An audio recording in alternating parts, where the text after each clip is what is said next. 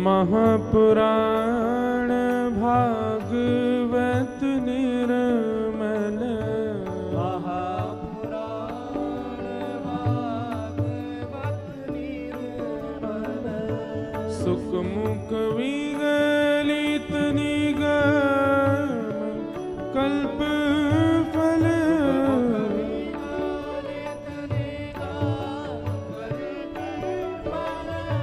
परमानंद सुधारस में लीला रस रस निधान की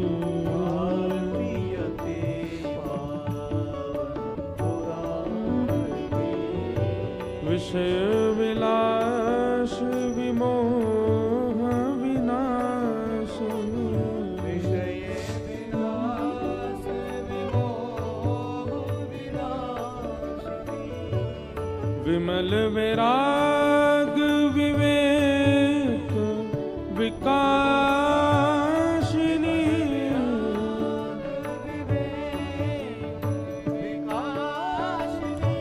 भगवत तत्व रहस्य प्रकाशन, परम ज्योति परमात्म ज्ञान की आरती अति पावन पुराण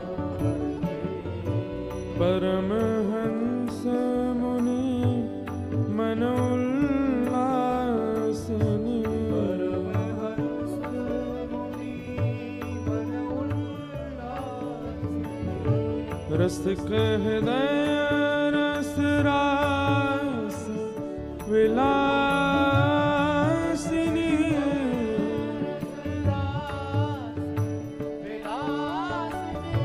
भुक्ति मुक्ति रति प्रेम सुदासिनी, कथा किंचन प्रिय सुजान की आरती अति पावन पुराण ओ धर्म भक्ति विज्ञान ज्ञान की आरती अति आरती अति आरती अति पावन पुराण की। ओ शांतिरंतरिक्ष गुं शांति पृथ्वी शांतिरापः शांतियोखदयः शांति वनस्पतयः शांतिर्विश्वे देवाः शांति ब्रह्म शांति सर्वगुं शांति शांतिरेव शांति सामा शांतिरेधे। हरि ओम नंदनंदनाय विद्महे यशोदानंदनाय धीमहि तन्नो कृष्णः प्रचोदयात्। ओम वृषभानुजायै च विद्महे कृष्णप्रियायै च धीमहि तन्नो राधा प्रचोदयात्। सेवन्ति कावकुलचम्पकपाटलाब्जै पुन्नागजातकरवीररसालपुष्पै बिल्वा प्रवाल तुलसी दलमञ्जरीभिः त्वां पूजयामि जगदीश्वर मे प्रसीद। नाना सुगंध पुष्पाणि यथा कालोद्भवानि च पुष्पाञ्जलिर्मया दत्तो गृहाण परमेश्वर। मंत्र पुष्पाञ्जलिं समर्पयामि श्री पुराण पुरुषोत्तमाय नमः। बोल भागवत महापुराण की, श्री बाल कृष्ण लाल की, सुखदेव भगवान की, परीक्षित जी महाराज की, गंगा मैया की, देवभूमि की जय जय श्री राधे श्याम। सभी भक्त अपने अपने स्थान को अलंकृत कर लें। कुछ ही क्षणों में पूज्य महाराज श्री अपने मुखारबिंद से भागवतामृत सुनाकर हम सबको अपरावित करेंगे। जय श्री कृष्ण, जय श्री राधे।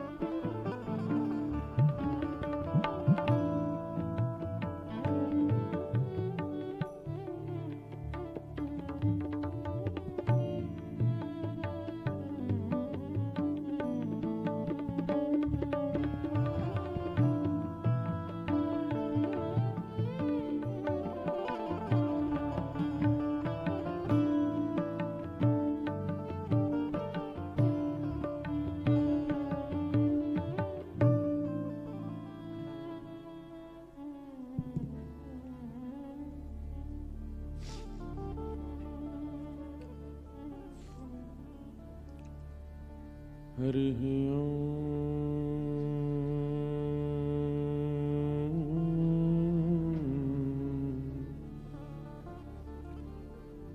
श्रीमते रामानुजाय नमः।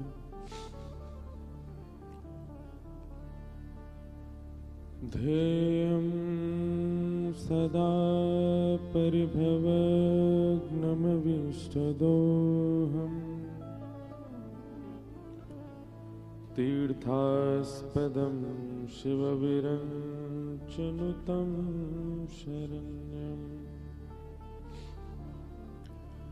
भृत्यार्थहं प्रणतपालभवाब्धिपोतम् वन्दे महापुरुषते चरणारविन्दम्।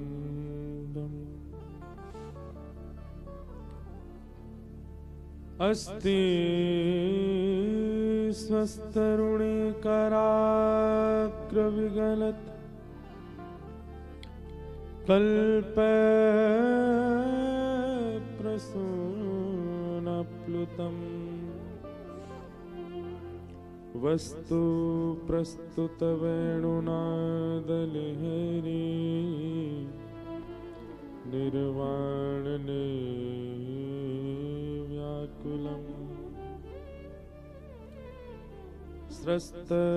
स्रस्तनिबद्धनी विमिलषद् गोपी सहस्रावृतम् हस्तन्यस्तनतापवर्गमखिलोदारं किशोराकृति लक्ष्मीनाथ समारंभा नाथयामुनमध्यमा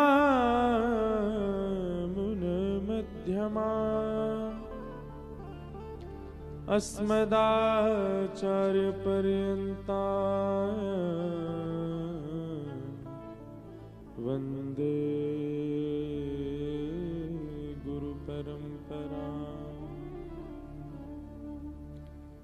जय जय श्री राधारमणी, जय जय नवल किशोर, जय गोपी चित्तचोर प्रभु, जय जय माखन चोर। राधा बोल राधा बोल, वृंदावन की गलियन डोल। राधा बोल राधा बोल,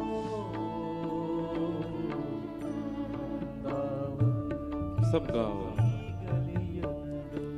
राधा बोल राधा वृंदावन की गलियन डोल। राधा बोल राधा बोल, वृंदावन की गलियन डोल। राधा बोल श्यामा बोल, वृंदावन की गलियन डोल।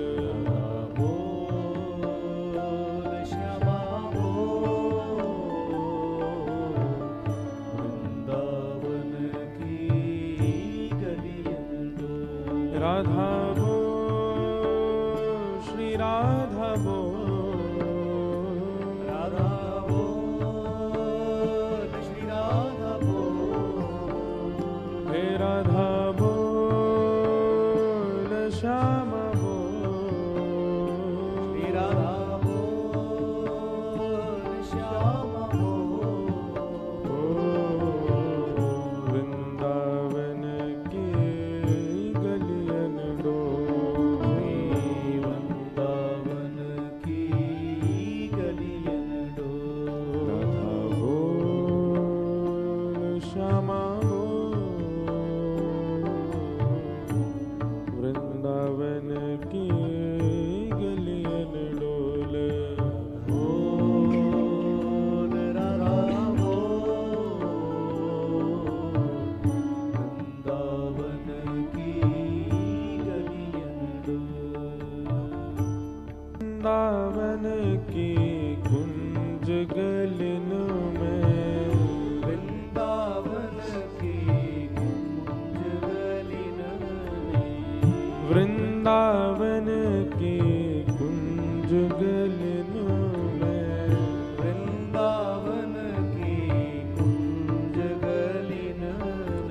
बोल हरि बोल हरि हरि हरि बोल हरि हरि हरि बोल। बोल राधे राधे राधे राधे बोल राधे राधे राधे बोल। वृंदावन की गलियन डोल, वृंदावन की गलियन डोल।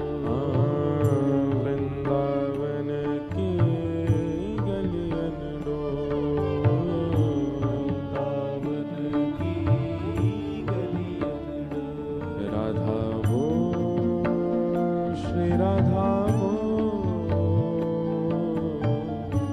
वृंदावन की गलियन डोल। राधा बोल श्री राधा बोल। वृंदावन की गलियन गाओ भाव से।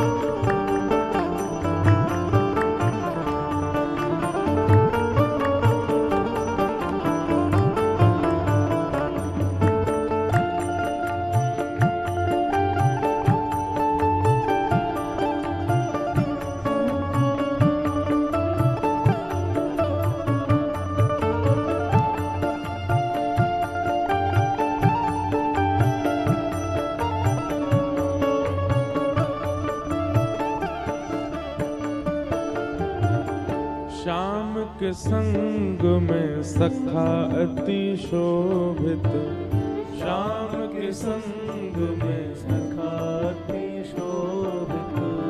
श्याम के संग में सखा अति शोभित। श्याम के संग में सखा अति शोभित। श्याम के संग सखी करत के लो, श्यामा के संग सखी करत गेलो। राधा के संग सखी करत के लो, राधा के संग सखी करत गेलो। वृंदावन की गलियन डोल, वृंदावन की गलियन डोल। वृंदावन की गलियन डोल, वृंदावन की गलियन डोल। हे श्याम के शीश पे मुकुट विराजे, श्याम के शीश पे मुकुट विराजे। श्याम के शीश पे मुकुट विराजे। ओ श्याम के शीश पे मुकुट विराजे। और राधा के शीश भ्रकुटी अनमोल, राधा के शीश भ्रकुटी अनमोल। श्री राधा के शीश भ्रकुटी अनमोल। श्री राधा के शीश भ्रकुटी अनमोल। वृंदावन की गलियन डोल, वृंदावन की गलियन डोल। वृंदावन की गलियन डोल, वृंदावन की गलियन डोल। हे राधा बोल श्यामा बोल, वृंदावन की गलियन डोल। राधा बोल श्याम बोल। वृंदावन की गलियन डोल। हे राधा बोल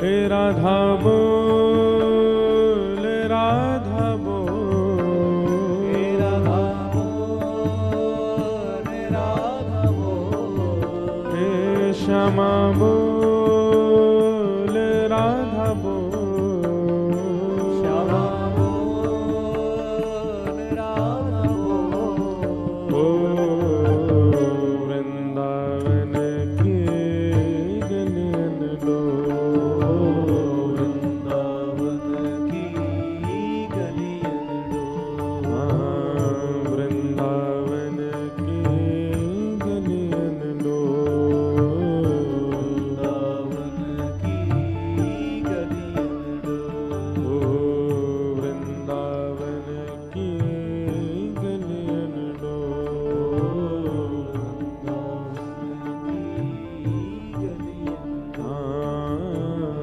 वृंदावन की गलियन डोल,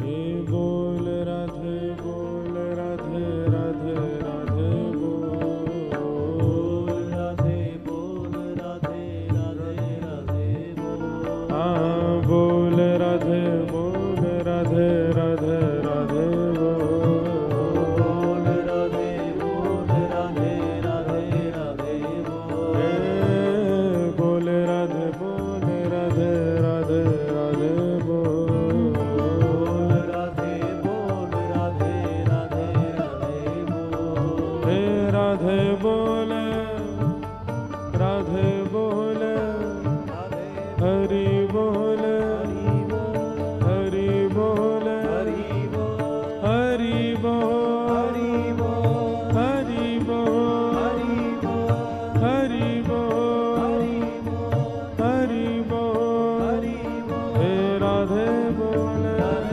हाँ राधे बोल, श्री राधे बोल, श्री राधे बोल, श्री राधे बोल, श्री हरि बोल, श्री राधे बोल, श्री हरि बोल, श्री हरि बोल, श्री हरि बोल, श्री हरि बोल, श्री हरि बोल, श्री राधे बोल, श्री राधे बोल, श्री राधे बोल, जय राधे बोल, श्री हरि बोल, श्री हरि बोल, श्री हरि बोल, श्री हरि बोल, श्री हरि बोल, श्री हरि बोल, श्री हरि बोल, श्री हरि बोल, श्री हरि बोल, श्री हरि बोल, श्री हरि बोल, श्री राधे बोल, श्री हरि बोल, श्री हरि बोल, श्री हरि बोल, श्री हरि बोल, जय जय श्री राधे, जय जय श्री राधे, जय जय श्री राधे।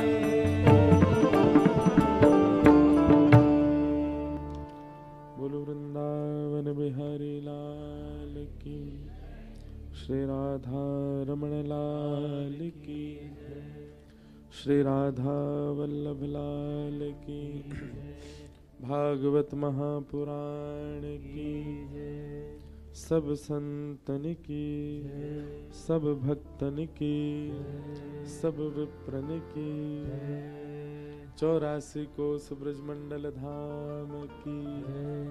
ऊपर लगवा दो, नहीं ऊपर विराज। गंगा मैया की जय, सब संतन की, सब भक्तन की, सब विप्रन की। महाराज जी सहित उठा लाओ। नमः पार्वती पतये हर हर महादेव। बद्री केदारनाथ धाम की जय। विराज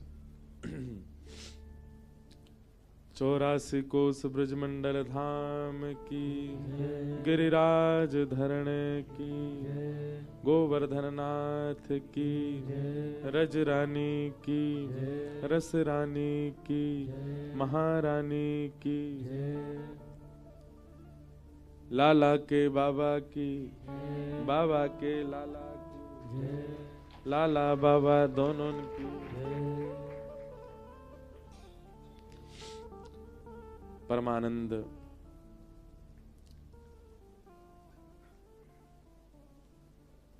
ठाकुर जी की महती कृपा से संत जनों के परमाशीर्वाद से एक और लगा दो।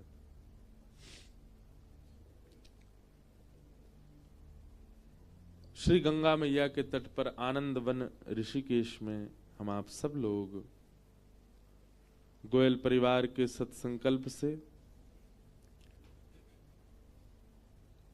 गंगा मैया की कृपा से बद्री केदारनाथ भगवान की परम दया से विगत 7 दिनों से भागवत भागीरथी का रस स्वादन पान कर रहे थे, जिसका आज विश्राम दिवस यहाँ प्रारंभ हो रहा है।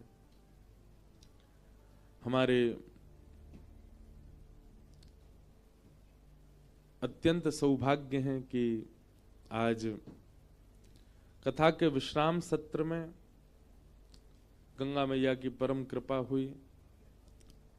भगवत धाम हरिद्वार, जहाँ से दास का बहुत प्रेम है और हमारे यहाँ के ब्रजमंडल के एवं पूरे भारतवर्ष के समस्त शीर्ष संत जिस स्थान को अत्यंत वंदनीय मानते हैं, ऐसे भगवत धाम हरिद्वार के हमारे पूज्य महाराज जी, परम पूजनीय प्रातः स्मरणीय श्री रविंद्रानंद जी महाराज, जिनका अत्यंत प्रेम दास के प्रति है, ऐसे पूज्य महाराज जी आए हैं। आपके श्री चरणों में बारंबार प्रणाम। सब श्रोताओं की ओर से भी महाराज जी को परम वंदन। अभी विराजो, जब कोई कीर्तन हो तब आप करना।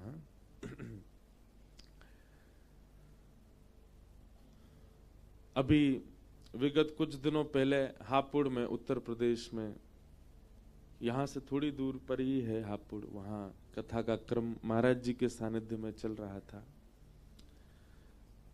महाराज जी से हमने 2-3 बार पूछा, महाराज जी आप पधारेंगे कथा में?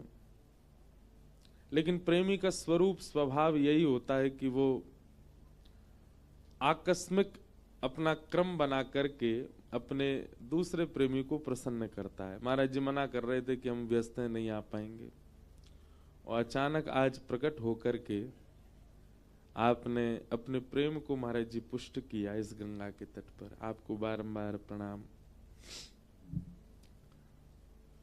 प्रेमी का स्वरूप ऐसा नहीं होता वो पहले ही फोन कर दे, मेरी व्यवस्था रखना, मैं आ रहा हूं, ये खाऊंगा, यहाँ बैठूंगा, यहाँ डोलूंगा, मुझे लेने आ जाना, मुझे छोड़ने आना।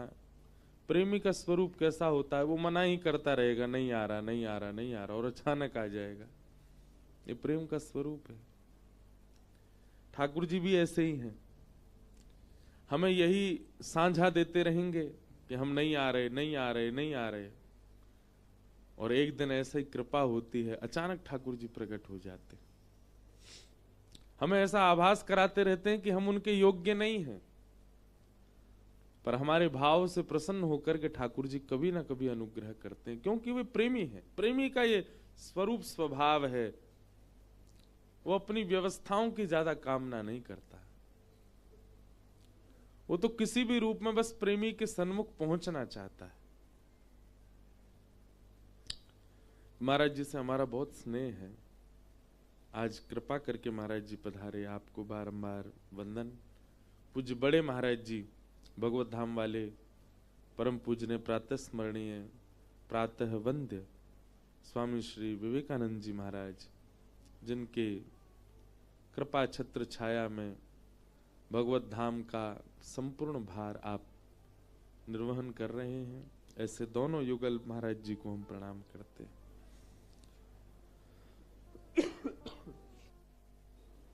आज कथा का विश्राम दिवस। मंच पर विराजमान विप्रवृंद, समस्त गंधर्वजन, गंगा मैया, पर्वतराज हिमालय और आप सभी श्रोता भाई बंधु, भरतपुर, हिंडौन सिटी आदि से आए हमारे यजमान के परिकर, समस्त गोयल परिवार, सबको जय श्री कृष्ण, जय सिया राम, जय श्रीमन नारायण, हर हर महादेव, जय जय श्री राधे।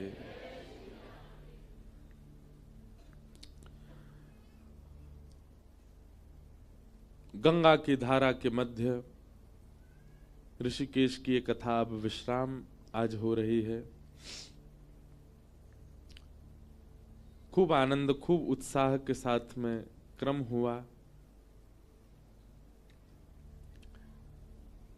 प्रातःकाल सत्र में कथा का क्रम हम लोग श्रवण कर रहे थे। इतनी शीतल अवस्था व्यवस्था पूरी ऋषिकेश की, परंतु फिर भी आप सब लोग सुबह के सत्र में आते, कथा श्रवण करते, बहुत सुख मिला। सायकालीन सत्र में कथा होती तो है, परंतु हमें ऐसा अनुभव हुआ कि प्रारंभ ही कथा से होना चाहिए तो पूरा दिन मंगल में जाता है, यह अनुभव किया हमने। लेकिन जब शहरों में कथा होती है तो वहां लोगों पर अवकाश नहीं होता, इसलिए दोपहर में कथा करनी पड़ती है, परंतु कथा का सुख तो सुबह ही होता है।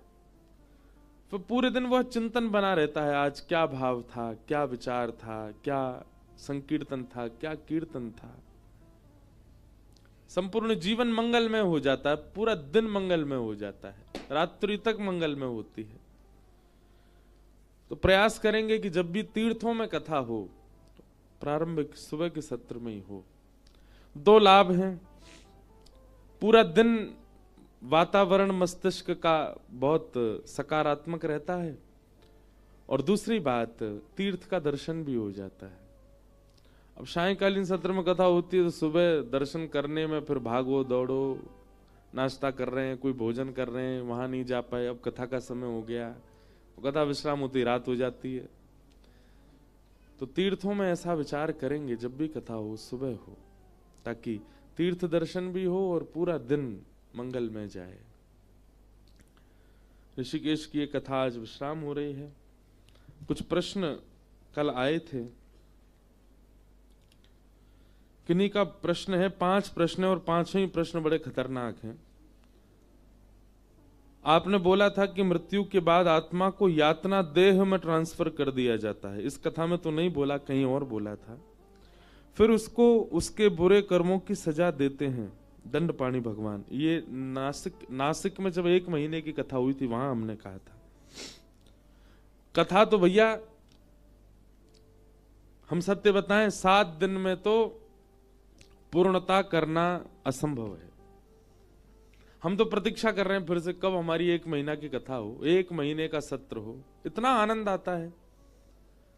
और नासिक में जो सत्र हुआ, श्रीदत्त धाम नासिक में गोदावरी जी के तट पर, उसका तो मैं कभी जीवन भर अनुभव बता ही नहीं सकता।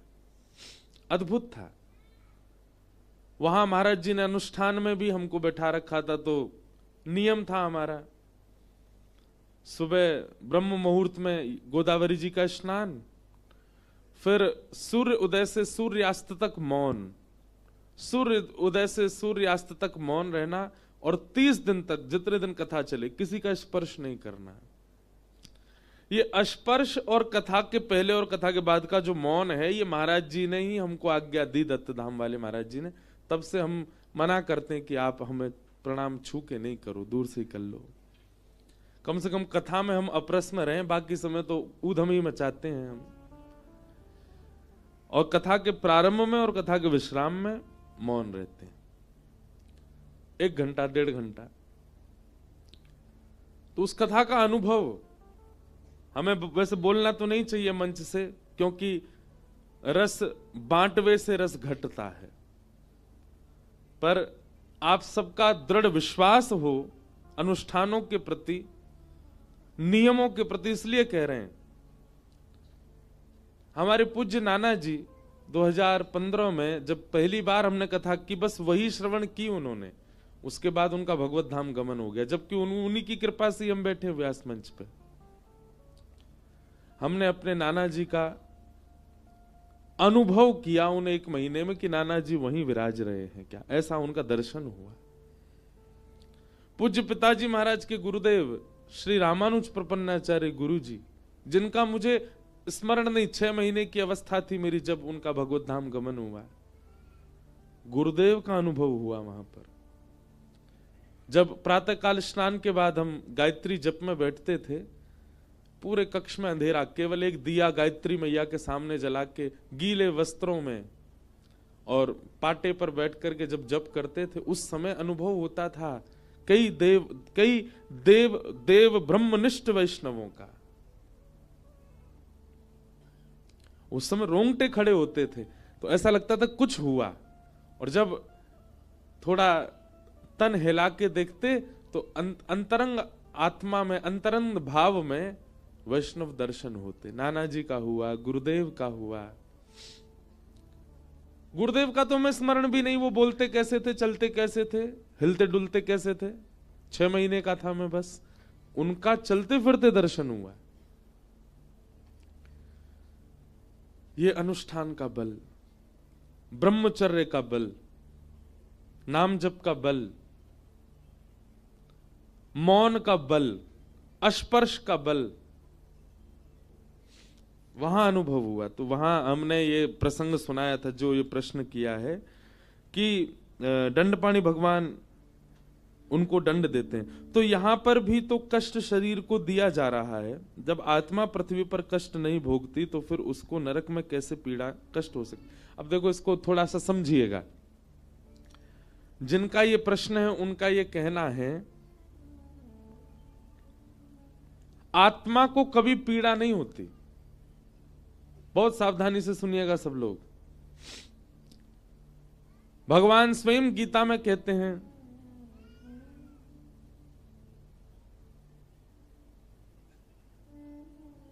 आत्मा को कोई जला नहीं सकता, कोई भिगा नहीं सकता, कोई कष्ट नहीं दे सकता, कोई पीड़ा नहीं दे सकता।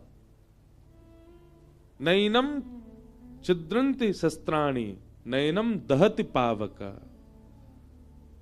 वो आत्मा है, उसको कोई शस्त्र काट नहीं सकता, वो अग्नि में जलती नहीं। लेकिन इस संसार में जो पीड़ा हमको अनुभव होती है वो देह को होती है, आत्मा को नहीं होती। और फिर उसके बाद जब हमारे कर्म बुरे होते हैं, तो कर्म बुरे होने के बाद जब हम शमशान को चले जाते हैं, मृत्यु हमारी हो जाती है, उसके बाद नरक और स्वर्ग की यातना कौन भोगता? क्योंकि यातना को आत्मा को तो कुछ भी अनुभव नहीं होता। तब कहते हैं अगर हमें नरक जाना होता है तो यातना देह प्राप्त होता है, और स्वर्ग जाना होता है तो भोग देह मिलता है। यातना देह का स्वरूप ऐसा है कि वो यातना से कष्ट तो पूरा होता है, पर उस यातना देह का नाश नहीं होता, वो मरती नहीं है, उसको कितना भी कष्ट दे दो। और भोग देह में खूब भोग लिए जाते हैं, परंतु वह भोग देह कभी भी मोटा नहीं होता, पतला नहीं होता, जर्जर नहीं होता।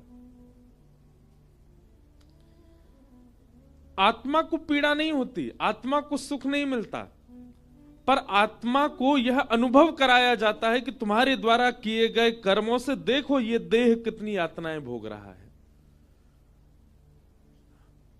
जैसे गाड़ी में एयरबैग होते हैं, बहुत ध्यान से सुनना, गाड़ी में एयरबैग होते हैं, जितनी हाईटेक गाड़ी उतने ज्यादा उसमें एयरबैग होते हैं।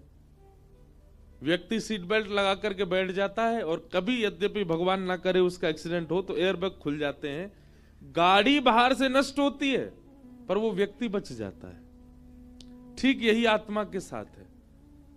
यातनाएं सारी बाह्य देह को होती हैं, आत्मा को पीड़ा नहीं होती, पर आत्मा को यह कष्ट दिखाया जाता है कि तेरे कर्मों से देख इस देह को कितनी यातना भोगनी पड़ी, और अब तुझे दूसरा देह भी मिलेगा, तू इससे मुक्त नहीं हो पा रहा है।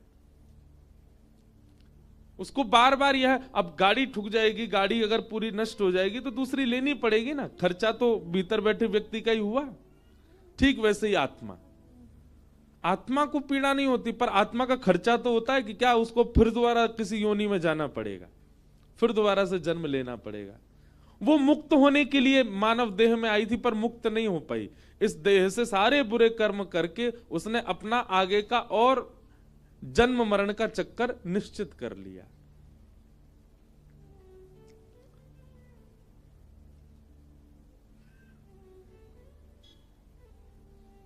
तो आत्मा को कष्ट नहीं होता, आत्मा को सुख नहीं मिलता, आत्मा को पीड़ा नहीं होती, पर आत्मा का एक शोक बना रहता है कि वो मुक्त होने आई थी इस संसार में, पर मुक्त नहीं हो पाई।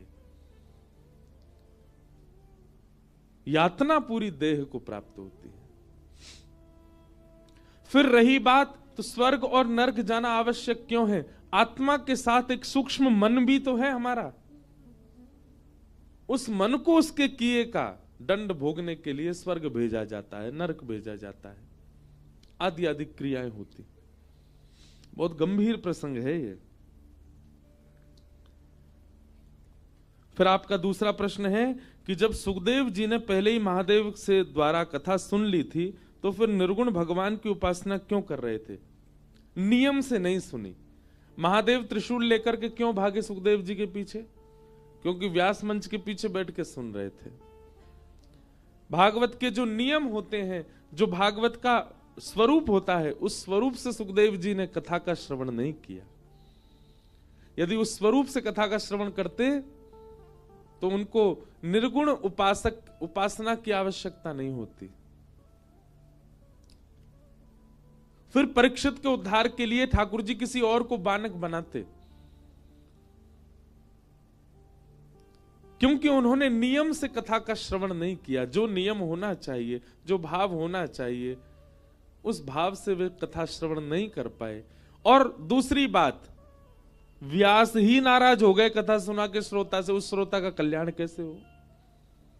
एक बात बहुत ध्यान से सुनिएगा, प्रयच्छति गुरु प्रीतो वैकुंठम योग दुर्लभम।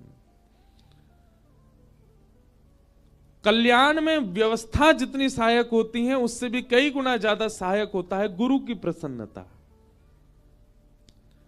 आपने व्यवस्थाएं तो बहुत कर ली, पर गुरु प्रसन्न नहीं है तो आपका वह यज्ञ सफल नहीं हो सकता। आचार्य प्रसन्न नहीं है तो यज्ञ सफल नहीं हो सकता। और हम बहुत सावधानी से इस बात को कहते हैं, विवाह में ब्राह्मण प्रसन्न होकर के नहीं जाता, इसलिए विवाह भी सफल नहीं होते। लोग इस बात को भूल जाते हैं कि गुरु प्रसन्नता, ब्राह्मण प्रसन्नता, विप्र प्रसन्नता, संत प्रसन्नता, वैष्णव प्रसन्नता, ये बहुत आवश्यक है। अब लोग बाग कई कथा कराते हैं हमसे, आजकल हमको लोग बोलते हैं महाराज जी हमारे यहाँ प्राइवेट कथा कर दो, बस हम ही सुनेंगे, हमारे परिवार वाले। हम कहते हैं इसका कोई लाभ नहीं मिलेगा आपको। क्यों? कथा कभी स्वार्थी होकर के नहीं सुनी जा सकती।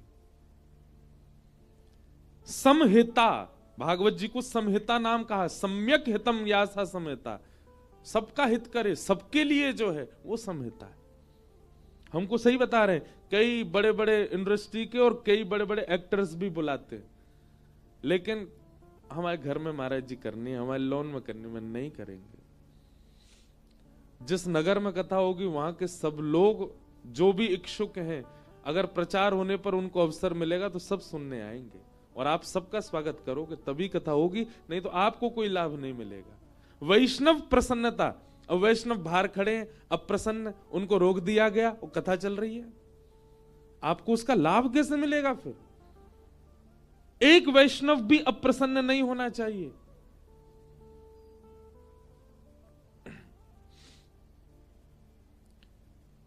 नहीं तो आपका कितना भी व्यवस्थित क्रम क्यों ना हो, उसका लाभ मिल ही नहीं सकता आपको। सुखदेव जी ने भले ही महादेव से कथा सुनी, पर महादेव रुष्ट हो गए उन पर। कैसे कल्याण होगा इस श्रोता का जिससे व्यास ही नाराज हो गया हो? इसलिए शुकाचार्य जी को 12 वर्ष तक वेदव्यास जी की पत्नी के गर्भ में रह करके चिंतन करना पड़ा। 12 वर्ष बाद वेदव्यास जी ने जब उनको कथा सुनाई, तब उनको ब्रह्म का चिंतन नष्ट हुआ और श्री कृष्ण का चिंतन प्रारंभ हुआ। तब ही उनकी कथा से परीक्षित का उद्धार हुआ। तो गुरु प्रसन्नता बहुत आवश्यक है भगवत प्राप्ति में। आचार्य प्रसन्नता बहुत आवश्यक है। एक बार एक राजा के यहां यज्ञ हुआ। राजा ने विष्णु यज्ञ कराया अपने स्थान पर। तो कुंड बनवा दिए, यज्ञ मंडप बनवा दिया, ब्राह्मणों की उत्तम व्यवस्था करवा दी। राजा ने कहा हम पहले दिन संकल्प लेने आएंगे, उसके बाद हम बहुत व्यस्त हैं, हम तो नहीं आ पाएंगे, आप हमारे नाम से रोज यज्ञ कर दिया करना। बहुत सावधानी से सुनो। और हम सत्य बता रहे हैं, अगर कोई अगल बगल वाला श्रोता सो जाए और आप उसको सोने की अनुमति दे रहे हो तो आपका पुण्य भी घटेगा कथा का। कोनी मार के हिला के उठा दिया करो उसको तभी आपका भाव श्रेष्ठ सुदृढ़ बना रहेगा। तो एक राजा के यहां पर यज्ञ हुआ। ब्राह्मणों से कह दिया कि हम तो केवल एक ही दिन आ पाएंगे, रोज आना हमारे लिए असंभव है। ब्राह्मण बोले कोई बात नहीं, आप संकल्प करके चले जाओ। और संकल्प करके राजा वहां से प्रस्थान कर गए। अब ब्राह्मण रोज राजा के नाम से संकल्प करके हवन यज्ञ करते थे। हवन में रोज खीर बन करके यज्ञ नारायण भगवान का भोग आता था, वो भोग के ग्रास दिए जाते थे। अब ब्राह्मणों के साथ में छोटे छोटे बालक ब्राह्मण भी थे। एक दिन खीर देख के एक बालक ब्राह्मण का मन किया, बोले रोज यज्ञ नारायण को पधरानी पड़ती है, आज हम ही खा जाएं इसको। कौन देख रहा है, राजा आता तो है नहीं यहां पे। छोटे बालकों ने उस खीर को पा लिया। अब जैसे ही वो खीर पाई महाराज, तो जितने बड़े बड़े ब्राह्मण अन्य थे सब लोग नाराज हो गए, तुमने यज्ञ नारायण के लिए आई खीर खा ली। बोले अब क्या करें, अब तो गलती हो गई। तो बड़े बड़े भी बोले एक काम करो, अब झूठी तो हो ही गई है, लाओ हमको भी दे दो। वो यज्ञ नारायण की सारी खीर सारे ब्राह्मण खा गए। आज यज्ञ नारायण में खीर भोग पधराया ही नहीं।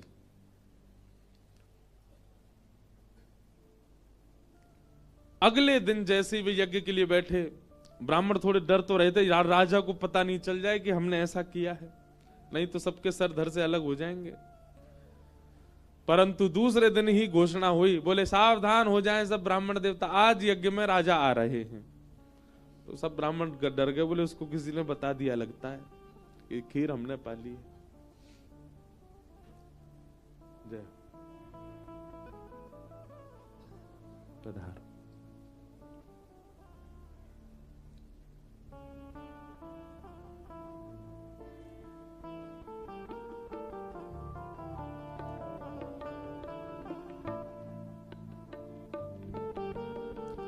परम कृपा आज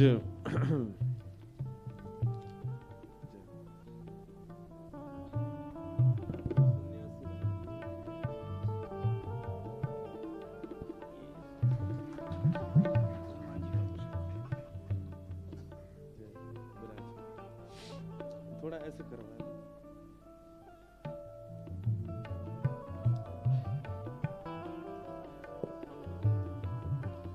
ऐसे नहीं, थोड़ा वहीं लगा बस, तो पीछे नहीं जाए। परम कृपा हुई, आज कथा के विश्राम में भगवत धाम वाले पूज्य महाराज जी आए और अभी अभी नैमिषारण्य तीर्थ से वहां के हनुमानगढ़ी के पूज्य महंत श्री बजरंग दास जी महाराज पधारे हैं। बहुत बहुत वंदन। नैमिषारण्य में श्री हनुमानगढ़ी बड़ा सिद्ध स्थान है। जैसा हनुमान जी का आकार स्वरूप होगा वैसे ही हनुमान जी वहां विराज रहे हैं, खूब विशाल। दर्शन करने का सौभाग्य मिला था, छोटा था मैं तब। महाराज जी की इच्छा है, आज्ञा हुई है, एक कथा हनुमान जी को नैमिषारण्य में सुनानी है। तो 2026 में महाराज जी के वहां नैमिषारण्य में श्री हनुमान जी महाराज को कथा सुनाने के लिए जाएंगे। नैमिषारण्य बड़ा पावन तीर्थ है और उसके विषय में हम बोलेंगे, पहले कथा पूरी करें। तो परम कृपा आज गंगा मैया भी आई हैं और श्री हनुमान जी महाराज भी आए हैं। सबका आगमन आज कथा के विश्राम में हो रहा है। निश्चित ही हमारी कथा मंगल में संपन्न हो रही है। पूज्य नैमिषारण्य से महंत जी पधारे, बारंबार प्रणाम। बहुत ध्यान पूर्वक सुनिएगा। तो महाराज राजा को पता चल गया कि ब्राह्मणों को लगा कि कहीं राजा को पता तो नहीं चल गया कि खीर हम लोगों ने पा ली है। और घोषणा हुई, बोले सब ब्राह्मण सावधान हो जाएं, आज यज्ञ में राजा आ रहे हैं आहुति डालने। ब्राह्मण तो बेचारे सबरे घबरा गए। अब घबराहट के मारे मुखमंडल पर वो घबराहट दिखने लगी सबके। राजा आए, आकर के सब ब्राह्मणों को प्रणाम करके बोले, आप लोग यज्ञ निश्चित ही बड़े आनंद से कर रहे हैं रोज।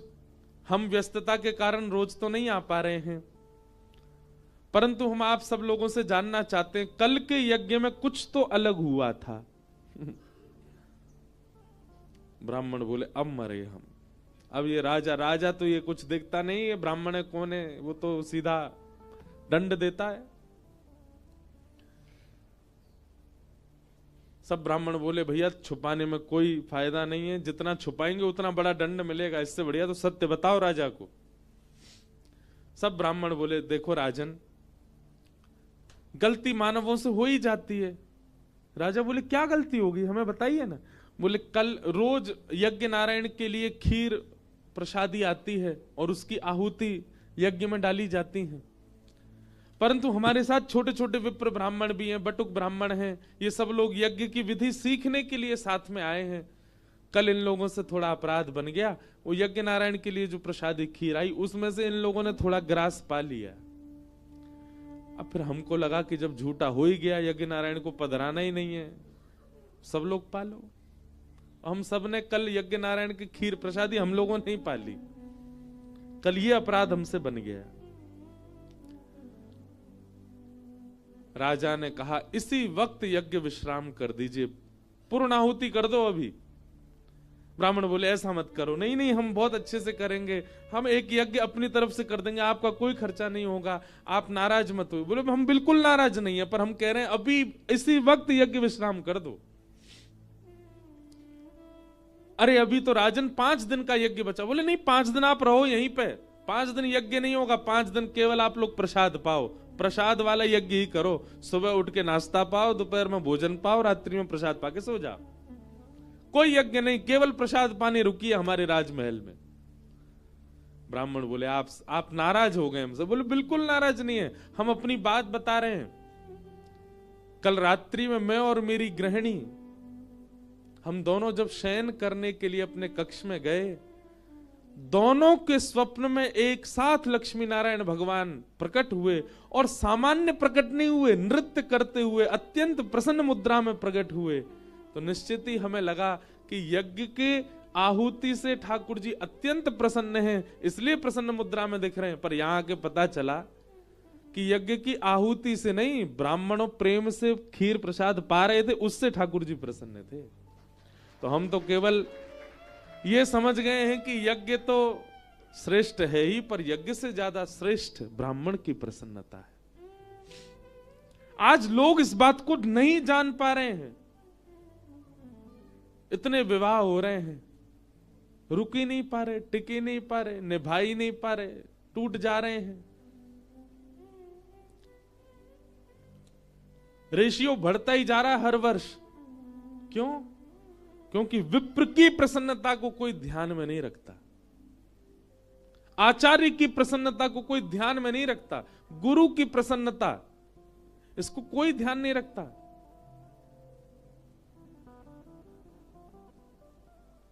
आप कितनी भी श्रेष्ठ कथाएं करा लीजिए, कितनी भी भव्य दिव्य कथाएं करा लीजिए, पर क्षमा कीजिए, हम वैसे तो छोटे बालक ही हैं, कोई बड़ी बात नहीं कर रहे हैं, पर जितनी देर मंच पर बैठे उतनी देर तो व्यास है। 3 घंटा ही व्यास मान लो बस हमको, उसके बाद कुछ भी मानो। अगर आचार्य प्रसन्न नहीं है, वक्ता प्रसन्न नहीं है, वैष्णव प्रसन्न नहीं है, ऐसे ज्ञान यज्ञ का कोई लाभ नहीं होगा, चाहे कितनी व्यवस्थाएं कर ली हो। तो आपका जो ये प्रश्न है कि जब सुखदेव जी ने महादेव जी से कथा सुन ही ली थी, तो फिर उनको निर्गुण निराकार ब्रह्म की उपासना क्यों करनी पड़ी, सगुण साकार के लिए उनको फिर से कथा क्यों सुननी पड़ी, एक कथा में उनका उद्धार क्यों नहीं हुआ? क्योंकि आचार्य प्रसन्न नहीं थे।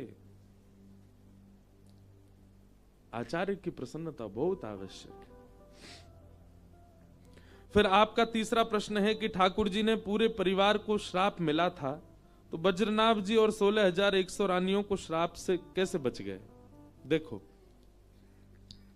कर्तुम अकर्तुम अन्यथा कर्तुम समर्थ ईश्वर, भगवान ईश्वर हैं, वो सब करने में समर्थ हैं और सब करने में और सब जो कर लेते हैं उसको ना करने में असमर्थ भी है, इसलिए उनको परमात्मा कहा जाता है।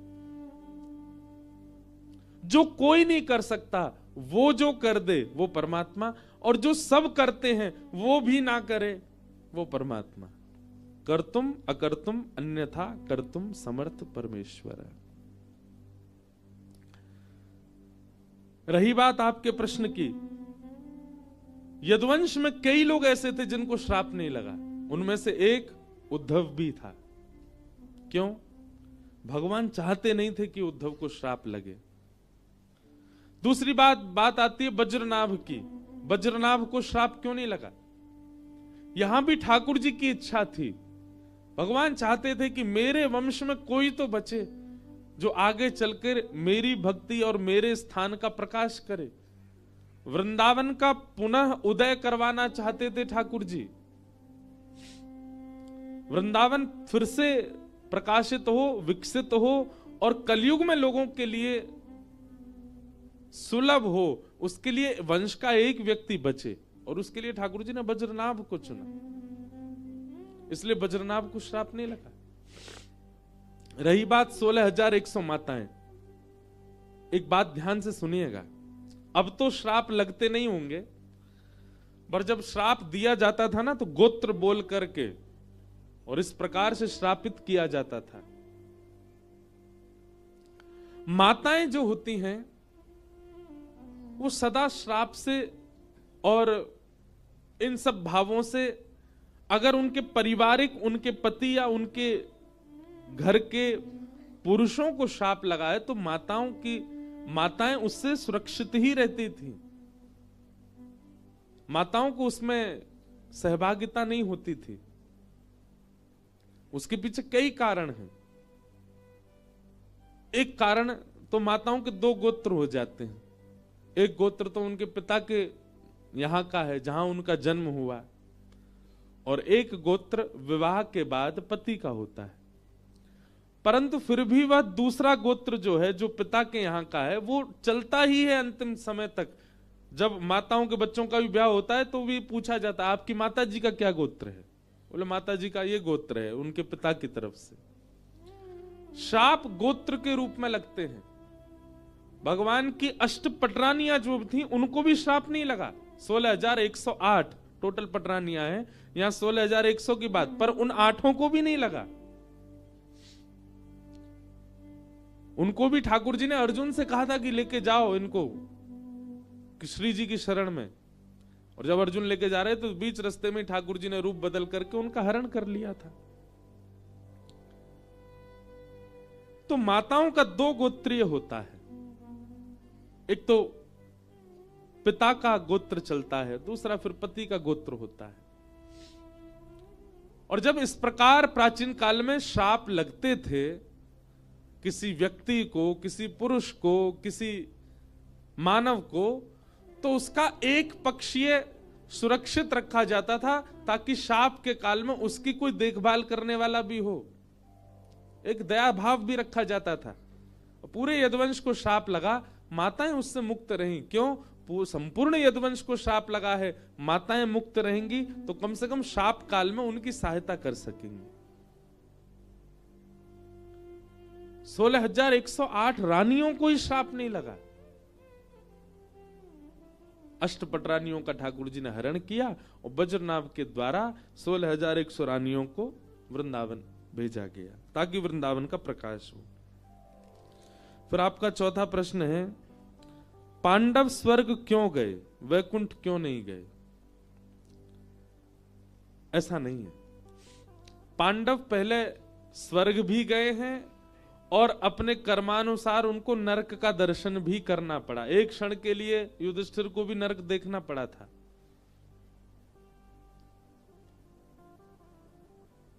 भगवत स्मृति, भगवत भाव, भगवत संग वैकुंठ प्राप्ति कराता है। पर मैंने पहले भी कहा है कि महाभारत, रामायण, भागवत, गीता आदियों में कई लीलाएं हम मानवों को समझाने के लिए की जाती हैं।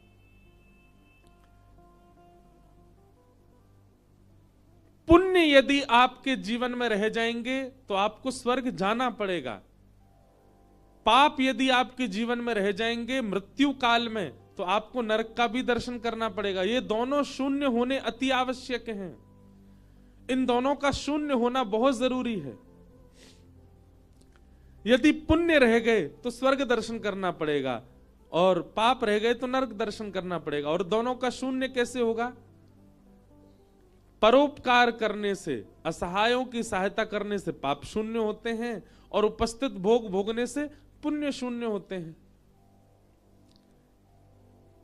कहीं ना कहीं पांडवों ने देह त्याग नहीं किया, देह सशरीर जा रहे हैं। वे स्वयं स्वर्ग की सीढ़ियां चढ़ रहे हैं, स्वर्ग की ओर जा रहे हैं। स्वर्ग से ऊपर ब्रह्मलोक, ब्रह्मलोक से ऊपर वैकुंठ लोक है। सशरीर प्रस्थान कर रहे हैं। उनका कोई अंत आया नहीं था, स्वयं छोड़ करके जा रहे हैं भगवत धाम की ओर। इसलिए उनके पाप और पुण्यों को शून्य करने के लिए स्वर्ग का दर्शन और थोड़ी देर का नरक का दर्शन कराया गया। जब दोनों शून्य हो गए तब उनकी आत्मा देह त्याग करके वैकुंठ को प्रस्थान करी है। दोनों का शून्य होना बहुत जरूरी है। भगवान प्रहलाद जी से कहते हैं, नृसिंह भगवान, यदि पाप भी आपके अंदर बच गए अंत काल में और पुण्य भी बच गए तो इन दोनों के प्रभाव से आपको नरक स्वर्ग का दर्शन करना पड़ेगा। इसलिए दोनों को शून्य करो, बिल्कुल समाप्त कर लो सारा हिसाब। अंत काल में भगवत स्मरण करने से समाप्त हो जाते हैं, शून्य हो जाता है और उसके बाद मुक्ति की प्राप्ति, वैकुंठ लोक की प्राप्ति होती है।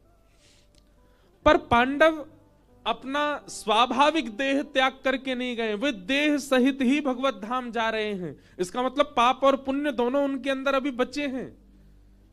इसलिए पाप और पुण्य की शून्यता के लिए नरक और स्वर्ग का दर्शन कराया और उसके बाद देह पांच भौतिक को त्याग करके वे अपने आत्म रूप से भगवत धाम को प्राप्त किए। इसलिए उनको थोड़ा दर्शन कराना पड़ा। फिर आपका अंतिम प्रश्न, सब बोलते हैं राधा रमन जी अखंड ब्रजवासी, क्या राधा वल्लभ जी और बिहारी जी नहीं? ऐसी बात नहीं, ठाकुर जी तो अखंड ब्रजवासी ही हैं, परंतु श्री राधा रमन जी प्रकट ही वृंदावन में हुए और अभी तक वृंदावन में ही हैं। बीच में बिहारी जी भी भरतपुर शायद गए थे, भरतपुर आना हुआ था। बिहारी जी ने भी कुछ बीच में कुछ, अब पूरी बात तो मुझे नहीं पता, पर कुछ काल के लिए बिहारी जी भी ब्रज से थोड़ा दूर रहे थे। और राधा वल्लभ जी तो चित्तावल से ही आए थे। वैसे तो श्वेत द्वीप के ठाकुर जी हैं, महादेव उनकी सेवा आराधना करते हैं। सातों ठाकुर रहे तो वृंदावन में ही, प्रकट तो वृंदावन में ही हुए हैं, पर कुछ कुछ काल के लिए बाहर गए हैं। इसलिए अखंड ब्रजवासी हमारे श्री राधा रमन जी हैं। जब से प्रकट हुए तब तो वृंदावन में ही हैं, कहीं गए नहीं। इसलिए अखंड ब्रजवासी श्री राधा रमन लाल। इस प्रकार आपके सब प्रश्नों को हम प्रणाम करते हैं। अनेक प्रश्न आते हैं, कई बार तो कथा ऐसी होती है 3 घंटा प्रश्नों में ही निकल जाती। आज कथा का विश्राम सत्र है, हम विश्राम सत्र की ओर चलें। भगवान का विवाह रुक्मणी जी के साथ में सुसंपन्न हुआ। बंधुओं देखो, विवाह के लिए 2 होना आवश्यक है। एक व्यक्ति विवाह नहीं कर सकता है तो स्वाभाविक बात है, इसका कोई प्रवचन भी नहीं करना है। परंतु भगवत भाव में श्री जी और ठाकुर जी का जब विषय उठता है तो श्री जी और ठाकुर जी अलग नहीं है, एक ही हैं।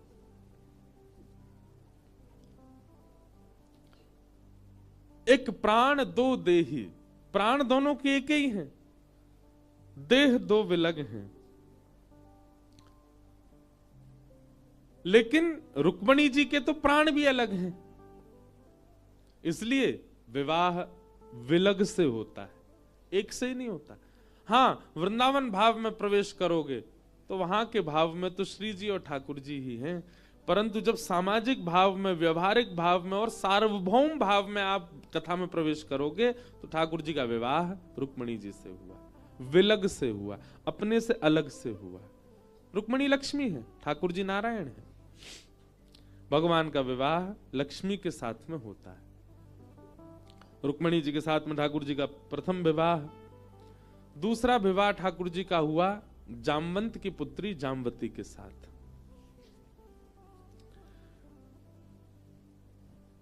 सिमंतक नाम की एक मणि थी द्वारिका में, किसके पास थी? सत्राजित यादव के पास। उस मणि का स्वरूप था, वो हजारों किलो सोना रोज प्रकट करती थी। भगवान के मन में यह भाव आया कि एक व्यक्ति इतने 1000 किलो सोने का क्या करेगा, भोग भी नहीं पाएगा। एक दिन में जितना सोना प्रकट करती है, इतना सोना पूरा जीवन भर भी लगा दे तो भी भोग नहीं पाएगा, लेकिन ये तो प्रत्येक दिन इतना सोना प्रकट करती है, अकेला व्यक्ति इसका क्या करेगा? तो भगवान ने मार दिया और मणि लेकर के भालू चला गया, मार दिया और मणि लेकर के भालू चला गया। लेकिन पूरी द्वारिका में लांछन लग गया भगवान के ऊपर।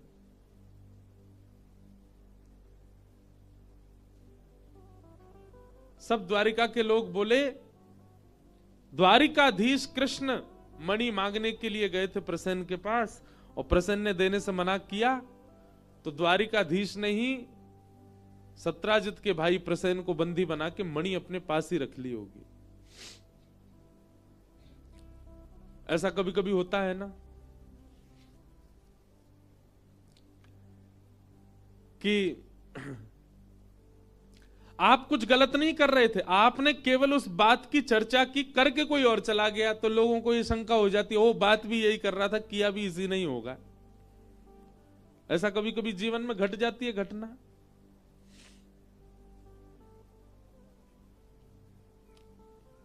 वही बात हो गई, ठाकुर जी ने तो केवल चर्चा की थी, पर मणि का हरण उसी काल में ही हो गया, तो भगवान के ऊपर ही सबका संशय चला गया कि ये चर्चा कर रहे थे, जरूर इन्होंने ही मणि को अपने पास रख लिया है। भगवान के ऊपर जब इस प्रकार का भाव रखा गया तो ठाकुर जी बोले, भैया ये संसार का नियम है। आज की कथा गृहस्थियों के लिए है। संसार का नियम है, आप कितना भी किसी के लिए कुछ कर मिटिए, कितना भी किसी की व्यवस्थाएं कर लीजिए, कितना भी अपनी पलकों पर किसी को रख लीजिए, आपकी इतनी सी चूक और वह व्यक्ति आपके जीवन के किए हुए सारे उपक्रमों को भूल जाएगा, केवल इतनी सी चूक पर आपको आंक देगा। समझ में आ रही है बात?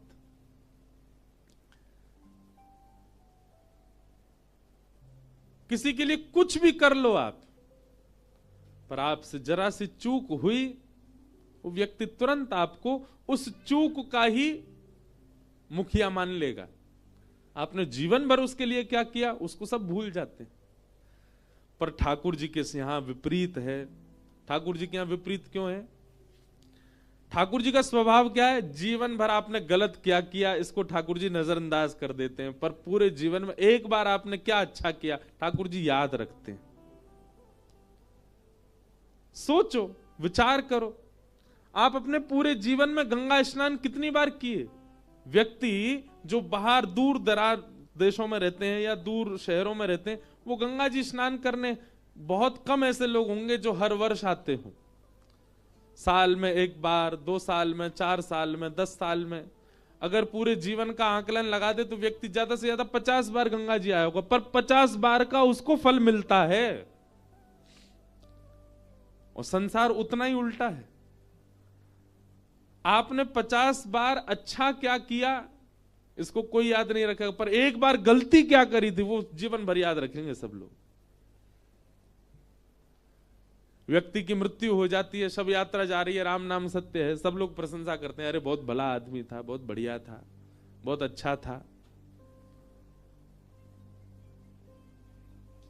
इसने सबका भला ही किया। मृत्यु के समय सब प्रशंसा ही करते हैं, पर उस प्रशंसा में भी एक आध बार एक आध लोग कह देते हैं वो सब तो ठीक है, पर इसने अपनी पत्नी के साथ अच्छा नहीं किया, इसने अपने बच्चों के साथ अच्छा नहीं किया, पड़ोसी से बहुत झगड़ता था ये, उसका सारा हक मार लिया इसने। पर ठाकुर जी के यहां विपरीत चलता है। आपके पूरे जीवन में 50 बार किए गए अच्छे कर्म ठाकुर जी याद रखते हैं, बुरे कर्मों को नजरअंदाज करते हैं। मैं कभी कभी कहता हूं ठाकुर जी जैसा स्वभाव हमारा कभी बन जाए ना तो निश्चित है उस स्वभाव से ही भगवत प्राप्ति हो जाएगी। मानव की दृष्टि कैसी होती है, मानव के नेत्र कैसे होते हैं, वो कुभावों को बहुत जल्दी कैप्चर करता है, बहुत जल्दी बुराइयां देख लेता है। लड़का वाले कहीं लड़की देखने जाएं, लड़की देख करके जैसे निकलते हैं वापस गाड़ी में फिर चर्चा होती है, हाँ भाई क्या कैसी लगी, बहुत बढ़िया, पिताजी तो बहुत अच्छे थे, माताजी उसकी बहुत अच्छी थी, लिफाफा मोटा वाला दिया उन्होंने लड़की भी थी तो बढ़िया, चाय तो बढ़िया ही बनाई थी, आंखों से थोड़ी तेज लग रही थी हमको तो कभी आपने विचार किया ये गुण आप में किसने डाल दिया? आप आज निकलिएगा, अब तो जाने का समय आ गया ऋषिकेश, अब क्या करोगे, पर फिर भी यहां से निकलिए और यहां से लेकर के लक्ष्मण झूला तक केवल लोगों को देखते जाओ, आप अनुभव कीजिएगा आपके नेत्र अवगुण बहुत जल्दी खींचते हैं।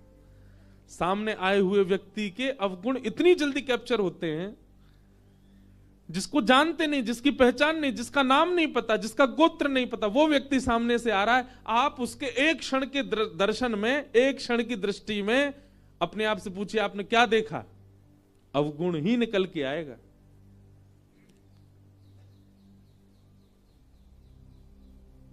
लेकिन यही व्यक्ति जब अत्यंत सत्संग में हो जाता है, जब अत्यंत जीवन में कथा का भाव उसके जीवन में आने लग जाता है, सत्संग करने लगता है, नाम जप करने लगता है, भगवत सेवा करने लग जाता है, तब उसकी दृष्टि परिवर्तित होने लगती है धीमे धीमे। फिर क्या होता है, नेत्रों के आगे दिखने वाला अपरिचित व्यक्ति भी, उसका भी एक गुण दिख जाता है,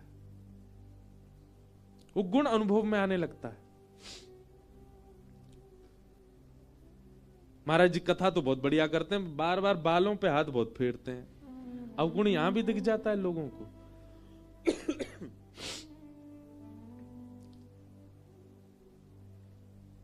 कथा तो बहुत बढ़िया करते, चुटकुल्ला नहीं बोलते कथा में, थोड़ी हंसी आवे, मजा आवे।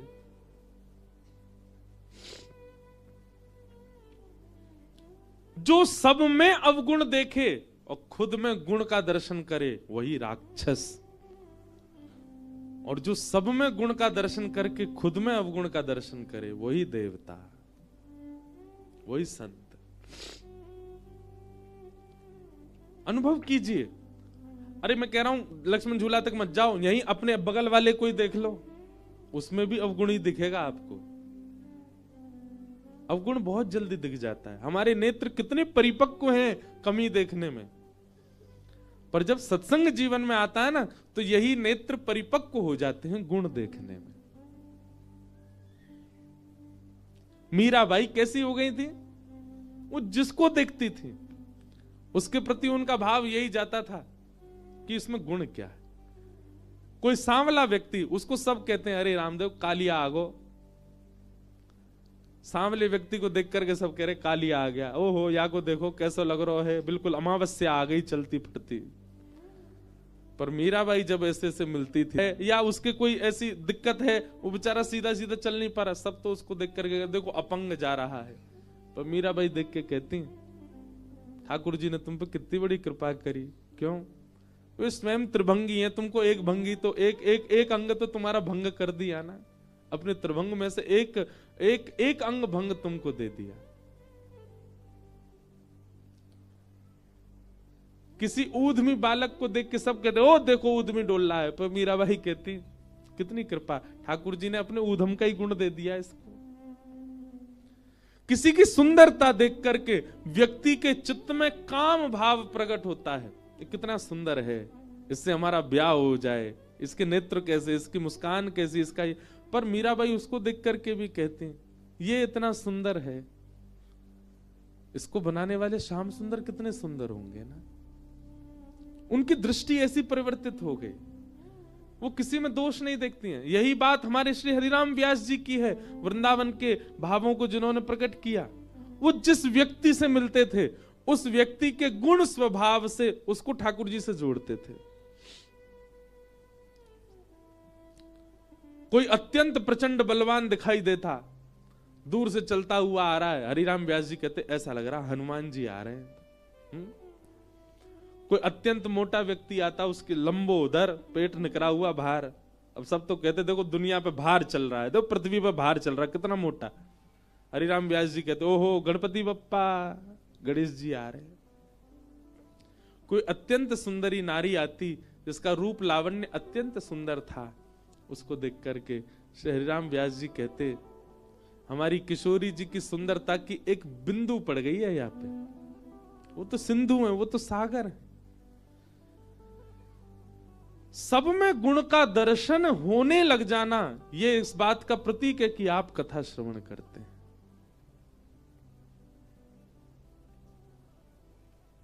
और कथा सुनने के बाद अवगुण ही अवगुण देख रहे हैं। कई बार हमारी कई कथाएं ऐसी होती हैं, वहां पर बहुत कुछ अनुभव होता है कथा में, व्यवस्थाओं को लेकर के, व्यवहार को लेकर के, बहुत बातों को लेकर के सब अनुभव होता है। परंतु अब कथा करते करते ऐसी स्थिति हो गई है कि कैसा भी व्यवहार, कैसा भी स्वभाव, कैसी व्यवस्था, पर उसमें गुण देखने का ही मन होता है। भले ही चलो सब कुछ ऐसा था, पर यह गुण तो था ना, यह तो अच्छा था ना, यह तो बढ़िया था ना। ऐसा स्वभाव बन जाए तब समझो कि आप सत्संगी।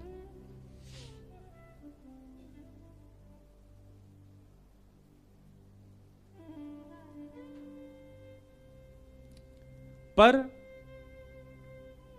हम मानवों का स्वभाव, अभी हम सुन के जा रहे हैं, पर यहां से निकलते ही हम भी अवगुणी देखते जाएंगे सब में। ये आपके सोचने से नहीं बनेगी बात। दो ही बात हो सकती है, या तो सत्संग इतना जीवन में हो जाए तो आपके चित्त में परिवर्तन हो जाए, या फिर इस बात को लिख लीजिए कहीं पर, आचार्य प्रसन्न हो जाए आपसे, कोई गुरु प्रसन्न हो जाए आपसे, कोई संत प्रसन्न हो जाए आपसे, उसकी प्रसन्नता से हो सकता है कि आपका काम बन जाए। तो भगवान पर सब लोगों ने लांछन लगा दिया, ओहो मणि की बात यही कर रहे थे सत्राजित से, जरूर मणि चुराई भी इन्होंने ही होगी। ठाकुर जी ने अपने सैनिकों से कहा देख रहे हो ये है द्वारिका, इनको बसाया हमने, इनको खिलाया हमने, इनकी सारी रोजी रोटी हमसे चल रही है, पर इनको एक क्षण भी नहीं लगा हमारे ऊपर आरोप लगाने में, लगा दिया।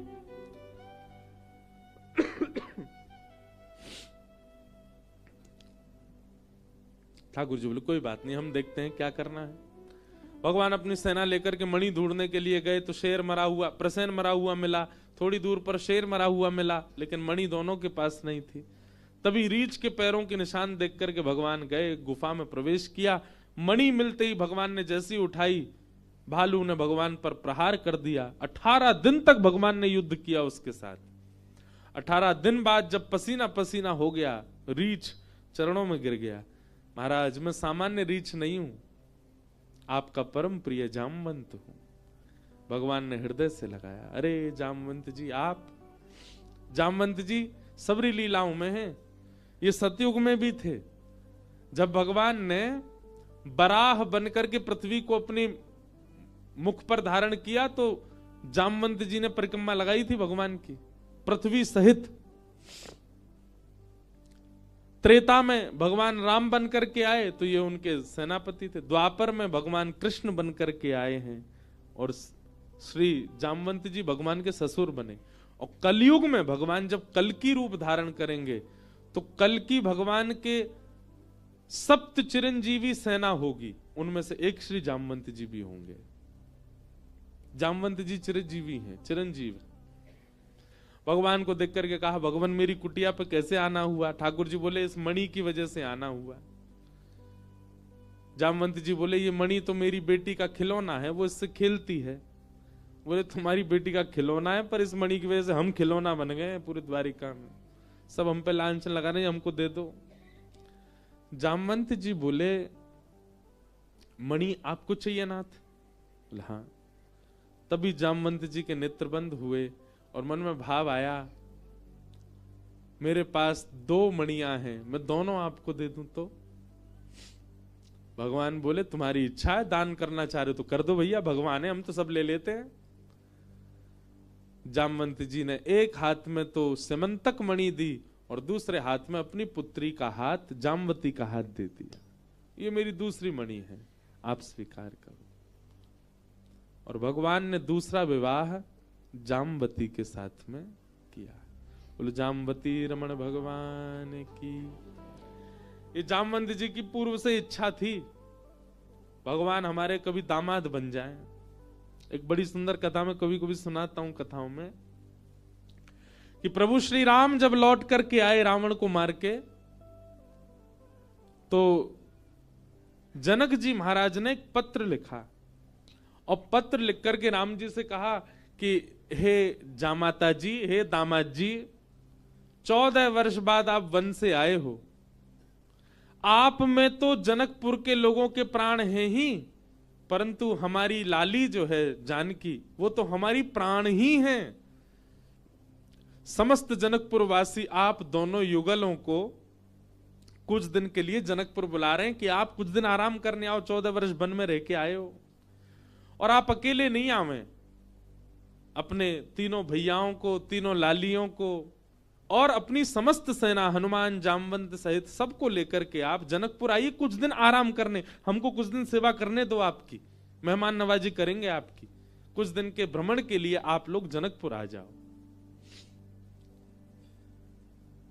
भगवान सभा में बैठे थे और सभा में बैठे बैठे जैसे ही जनक जी का पत्र आया तो भगवान ने हनुमान जी से कहा, पत्र पढ़ के सुनाओ, क्या बोल रहे हैं हमारे ससुर जी। हनुमान जी ने पूरा पत्र पढ़ा। बोले, भगवान, हे प्रभु श्री राम, आपको, पूरी सेना को, हमारी मैया को, तीनों भैयाओं को, तीनों भाभियों को, सबको जनक जी बुला रहे हैं जनकपुर कुछ दिन आराम के लिए। सबरे बंदर उछलने लगे। बोले, जय हो, बढ़िया भयो, अब आनंद आएगा, जनकपुर में जाएंगे, हम सब अपने हाथ पांव दबाएंगे, बहुत युद्ध करके आए रावणों से, रावण की सेना से, और बढ़िया मालपुआ खावे को मिलेगो। राम जी की बारात में तो हम नहीं जा पाए थे, पर बारात की चर्चा हमने सुनी थी, वहां तो भैया बड़े पकवान बने थे, हम सब जाएंगे। ब्राह्मण, सारे बानर इतने ज्यादा उत्सुक हो गए, हम सब जाएंगे। बानरों की उत्सुकता देख करके राम जी बोले, शांत हो जाओ भैया, अब भाई देखो, हमारा निर्णय यह है कि जनकपुर हमारी ससुराल है, और कहीं भी नाक कट जाए चलता है, पर ससुराल में हमारी नाक ऊंची रहनी चाहिए। और इन सब बातों को ध्यान में रखते हमारे मन में आया कि हम जाएंगे, भरत जी जाएंगे, लक्ष्मण शत्रुघ्न जाएंगे, चारों बहुएं जाएंगी, कुछ वरिष्ठ लोग जैसे जामवंत जी, हनुमान जी, अंगद जी आदि आदि कुछ वरिष्ठ लोग जाएंगे, बाकी बानरों से हमारी प्रार्थना, आप तो यहीं सरजू जी के तट पे अयोध्या में ही रहो, आप लोग मत चलो। बानर सब उदास हो गए। बोले, क्यों, हम क्यों नहीं चलें? बोले, आप लोगों का स्वभाव ऐसा ही है, किसी से भी छीन के खा जाते हो, कहीं पर भी मलमूत्र त्याग देते हो, कहीं भी उछल कूद कर देते हो, डाले तोड़ देते हो, वन उजाड़ देते हो, और जनकपुर हमारी ससुराल है। हमारे सामने किसी ने कह दिया कि अरे देखो, वो वन पूरे बानरों ने उजाड़ दिया। बानर किसके? बोले, राम जी के। तो हमको तो बहुत बुरा लगेगा, लेकिन आप लोगों का यही स्वभाव है, तो क्या करें? इसलिए आप लोग तो अयोध्या में, इसको कितना भी चलो उजाड़ो, ये रहेगा, अपने ही लोग हैं, सुधार भी देंगे। अब वो तो ससुराल है, वहां तो संकोच हो जाएगा हमको। बानर सब नीचे मुंह करके बैठ गए। राम जी तो अपनी घोषणा करके चले गए। जामवंत जी, हनुमान जी बोले, भाई सब लोग उदास क्यों हो गए? बोले, जब रावण से मरवाना था तो हमको ले गए, और जहां रसगुल्ला मिलेंगे, मालपुआ मिलेंगे, फल मिलेंगे, मेवा मिलेंगे, सेवा मिलेगी, वहां हमको छोड़ के जा रहे हैं। हाँ, यही बात है। जहां ये था कि मृत्यु सामने, वहां बानर आगे, और जहां मालपुआ आगे, वहां बानर नहीं छोड़ जा रहे हैं।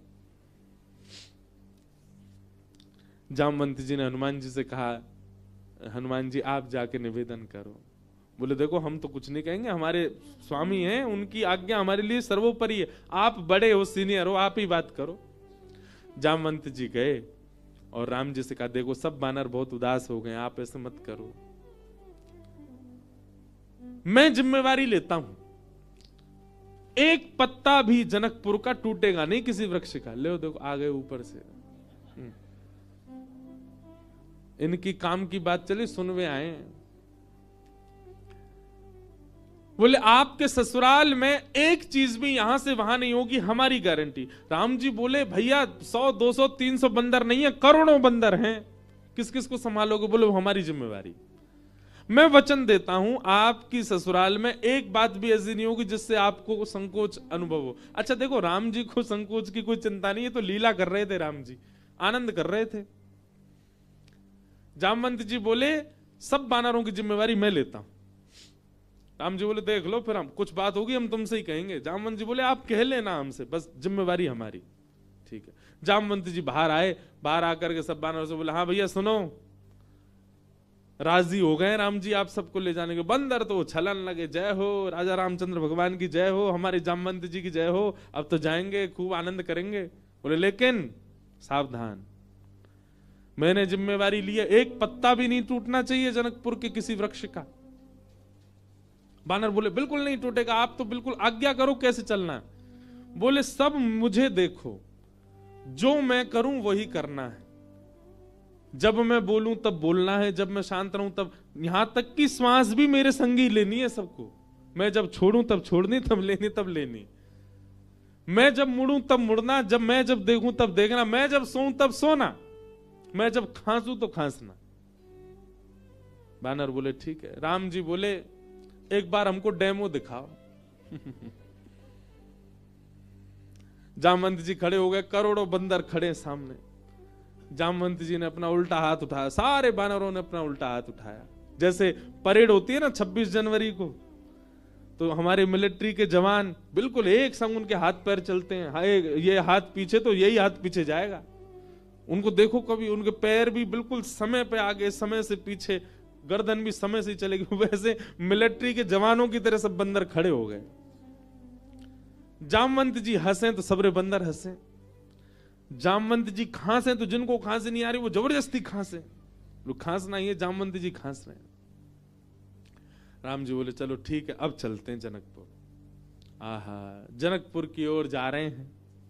14 वर्ष बाद वन से लौटने के बाद, राज्याभिषेक के बाद, राजा रामचंद्र भगवान पूरे नगर में उत्सव मनते जा रहे हैं। जहां जहां से निकलते हैं वहीं पुष्प वर्षा हो रही है, विशाल सेना राम जी की चल रही है। पर इस पूरी यात्रा का सबसे श्रेष्ठ केंद्र बिंदु, आकर्षण बिंदु था बानरों की परेड। बिल्कुल ऐसे चल रहे हैं सीधे। जामवंत जी इधर देखे तो सब बानर इधर देखे, जामवंत जी नीचे तो सब नीचे, जामवंत जी खुजा में तो सब खुजा में। जैसे ही जनकपुर में पहुंचे, राम जी की सब बलैया लेने लगी अटारीन से, हमारे पहुना आए हैं, हमारे जमाई राजा आए। सबके नेत्र सजल हो गए। पर पूरे जनकपुर में जैसे ही बानरों ने प्रवेश किया, आहा, बानरों की ऐसी प्रशंसा, भैया कैसे सुधरे भाई। अच्छा, जामवंत जी ने सबके काजे वस्त्र भी सिलवाए थे। सब बानर बिल्कुल बढ़िया, ऊपर को आधी बगलबंदी सी पहन के, नीचे धोती सी पहन के, टोपा से पहन के चल रहे थे। कैसे, मैं तो चिंतन करता हूं कैसे लग रहे होंगे सब। हम बंदरों के बीच में ही रहते हैं ना वृंदावन में। महाराज आरती का थाल ले लेकर के जनकपुर की सब नारियां आरती कर रही हैं, पर बानर नहीं उनकी ओर देखें भी। जब जामवंत जी देखेंगे तभी देखेंगे। जनक जी महाराज ने स्वागत किया और स्वागत करके खूब प्रेम से वार्ता हुई। और फिर बोले भैया पूरे जनकपुर में हल्ला है आपके बानरों का, कैसी सेना, लग रहा है देखते ही बनता है कि यही बानर मार सकते हैं रावण की सेना को। इतने शिष्टाचारी, इतने गंभीर। देखो इतनी बड़ी सभा में करोड़ों बानर बैठे हैं, पर सुई गिर दो तो उसकी आवाज भी आ जाएगी, पिन ड्रॉप साइलेंस। दूर बैठे जामवंत जी सिर हिलावे, सब बानर करें हाँ। अब आप बहुत दूर से चल के आए हैं, सबकी प्रसाद की व्यवस्था है। हाँ भाई, सब बानरों के आगे चौकी लगाओ। पहली बार बानर चौकी पे बैठ के पाएंगे। चौकी पे बैठ गए, चौकियों के आगे दूसरी चौकी, चौकी के ऊपर सोने की थाली, चांदी की कटोरी। आहा क्या बढ़िया, सब बानरों की थाली। पहली बार बानरों के आगे थाली लगी है। लेकिन बानर थाली में नहीं देख रहे हैं, सब जामवंत जी को देख रहे हैं। पनीर की सब्जी आई, काजू की सब्जी आई, ये सब्जी आई, मिष्ठान आए, पूड़ी आई, 5 प्रकार की पूड़ी आई, रोटी आई, चावल आए। बानरों का स्वभाव क्या है? आप केला भले ही हाथ से दो लेकिन फिर भी छीन के ही लेगा। बानर का स्वभाव होता है, उसका छीनने का ही स्वभाव होता है। पर सारे बानर ऐसे बैठे जामवंत जी को देख रहे, टेढ़ी टेढ़ी नजर करके देख तो रहे थाली में क्या क्या आ रहा है, लार टपकती जा रही है, लेकिन नहीं, जामवंत जी जैसे कहेंगे वैसे खाना है। सबको फल दिए गए, फलों में सब फल अमनिया करके दिए, आम सबको साबुत दिए गए, सबकी थाली के आगे आम रखे गए, सब बिल्कुल थाली हो गई। जामवंत जी महाराज ने सब बानर की ओर देखा, सब बानर बिल्कुल जामवंत जी को देख रहे थे। जामवंत जी ने हाथ में जल लिया, अन्नपूर्णे सदा पूर्णे, सब बानर बोल रहे अन्नपूर्णे सदा पूर्णे। थाली के ऊपर 4 बार घुमाया, सब बानर घुमा रहे हैं। आचमन किया, सब बानर आचमन कर रहे हैं। जनक जी बोले राम जी मान गए आपकी इस सेना को, क्या अद्भुत बानर है सब। राम जी बेचारे धीमे धीमे पा रहे, बोले बस ये लाज बची रहे जितनी देर है। प्रसाद पाने लगे बिल्कुल वैसे, अगर दाल चावल पा रहे हैं जामवंत जी, सब दाल चावल ही पा रहे हैं। जितनी दाल जितनी सब्जी डाल रहे हैं उतनी डाल रहे हैं। अद्भुतता थी देखने में। थोड़ी देर पाने के बाद जामवंत जी की दृष्टि पड़ी आम पे। जैसे ही आम उठाया, सब बानरों ने एक संग आम ही उठाए। जामवंत जी घुमा के देखें, सब बानर घुमा के देखें। जामवंत जी ने जोर से आम दबा के देखना चाहा कितनी गुठली है इसमें। अब वो आम ऐसा था कि जैसे नेक दबाया सो गुठली उछल गई उसमें से। अब जैसे ही गुठली उछली तो सब बानर दोनों हाथन से दबाई रहे, वो गुठली उछलनी चाहिए क्योंकि जामवंत जी की गुठली उछली है। अब सब बानर जैसी आम दबा में सबकी गुठली उछली। गुठली के उछलते ही जामवंत जी बोले इन हाथों से मेघनाथ निकल के नहीं भाग पाया, इन हाथों से रावण निकल के नहीं भाग पाए, छोटी सी गुठली भाग गई। और जामवंत जी जैसे ही उछले गुठली पकड़ने को, बानर बोले हमें भी ऐसे ही पकड़नी है। और एक दूसरे के ऊपर झपट्टा मारे, महाराज या पकड़, कहीं कड़ी उछाल रहे हैं, कहीं दाल उछाल रहे हैं, पूरी उछाल रहे हैं। जनकपुर की पूरी सभा जो कि स्वर्ण मंडित थी, जो कि चांदी से मंडित थी, आज वो खीर मंडित हो गई। सब जगह कड़ी खीर उछाल उछाल करके पूरी सभा का लेपन कर दिया। राम जी नीचे नजर करके बैठे। अब तो बानरों को खुली छूट मिल गई, एक दूसरे की थाली में से ले लेके भागे। 2-4 बानर तो जनक जी की थाली उठा के भाग गए। जनक जी देखते रहे और देखते ही देखते जनक जी की दृष्टि पड़ी राम जी को। राम जी बड़े संकोच। जनक जी समझ गए ये तो भैया पूरा प्री प्लान्ड था कि सीधे सीधे चलना है, सीधे सीधे खाना है। नहीं, बानर अपना स्वभाव कैसे छोड़े।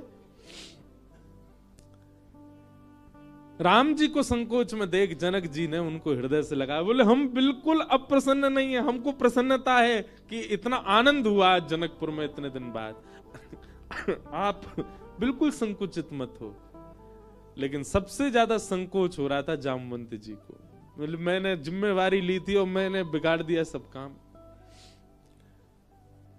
जब जनक जी को राम जी को हृदय से लगाते हुए देखा तो जामवंत जी के मन में आया मैंने बहुत बड़ा अपराध कर दिया आज। जितने प्रेम से राम जी अपने ससुर जी को हृदय से लगा रहे हैं, हे भगवान, मेरे अपराध का पीड़ा जो मेरे चित्त में है वो तभी दूर होगी जब इतने प्रेम से ठाकुर जी मुझे भी अपने हृदय से लगाए।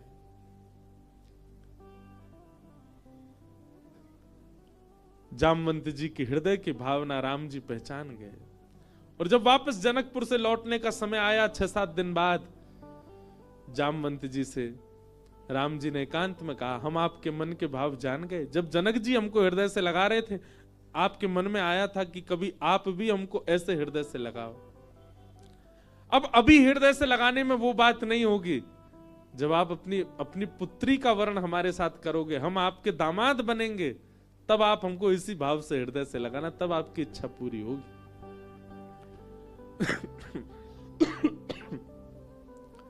जामवंत जी को 1 युग तक प्रतीक्षा करनी पड़ी, और 1 युग बाद आज वही राम जी जब कृष्ण बनकर के आए, जामवंत जी ने अपनी पुत्री जामवती का विवाह भगवान के साथ किया। बोलो जामवती रमण भगवान की। ऐसे हमारे ठाकुर जी हैं।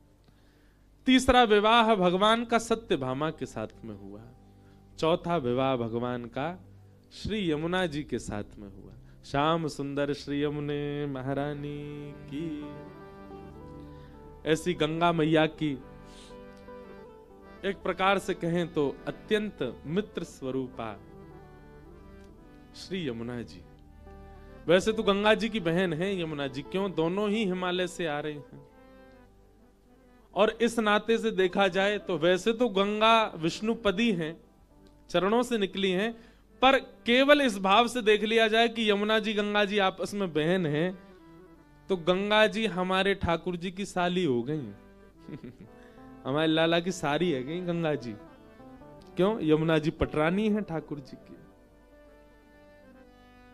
आहा।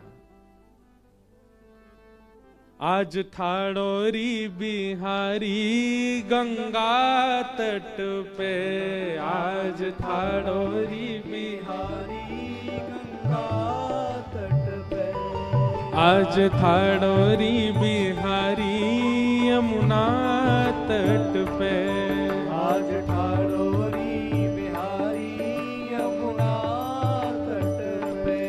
मत जइयोरी अकेली कोई पनघट पे, मत जइयोरी अकेली कोई पनघट पे, मत जइयोरी अकेली कोई पनघट पे, मत अकेली कोई पनघट पे।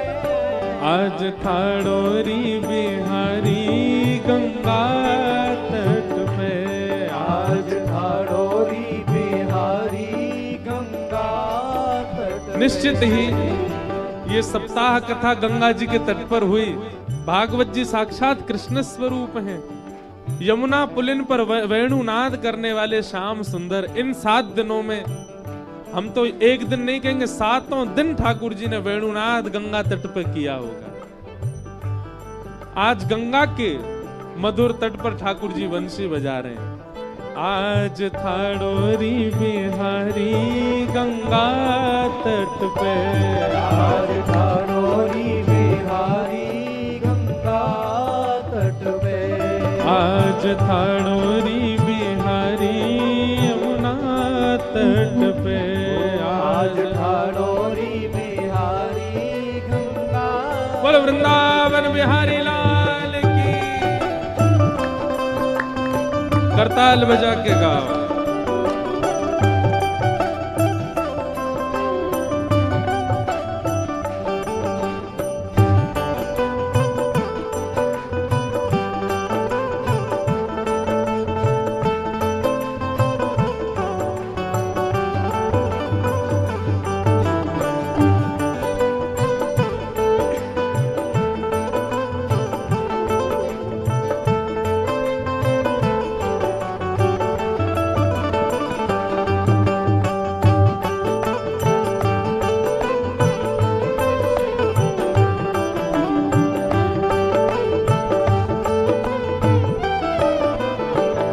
सब सखी पूछ रही हैं कि गंगा तट पे बिहारी जी खड़े कैसे लग रहे हैं, दर्शन करो। मोर को मुकुट भृगुटी की मटक याको, मोर को मुकुट भृगुटी की मटक मतलब समझे, ठाकुर जी ने मोर को मुकुट पहन रखा है और बार बार अपने ऐसे नेत्रन को, कभी कभी नेत्रन को घुमा रहे हैं, पलकन को उठा रहे हैं, ऐसे लग रहे हैं ठाकुर जी। मोर को मुकुट भृगुटी की मटक याको, मोर को मुकुट भृगुटी की मटक। हो मन गयोरी अटक याके पीर पट पे, मन गयोरी अटक याके पीर पट पे, मन गयोरी अटक याके पीर पट पे, मन गयोरी अटक याके पीर पट पे। अरे आज थाड़ोरी बिहारी यमुना तट पे, आज थाड़ोरी आज थाड़ोरी बिहारी गंगा तट पे, आज थाड़ोरी बिहारी गंगा तट पे। अरे मत जयोरी अकेली कोई पनघट पे, मत जयोरी अकेली कोई पनघट पे, मत जयोरी अकेली कोई पनघट पे, मत गयोरी अकेली कोई पनघट पे। अरे आज थाड़ोरी बिहारी गंगा तट पे, आज थाड़ोरी बिहारी गंगा। बोल गंगा मैया की।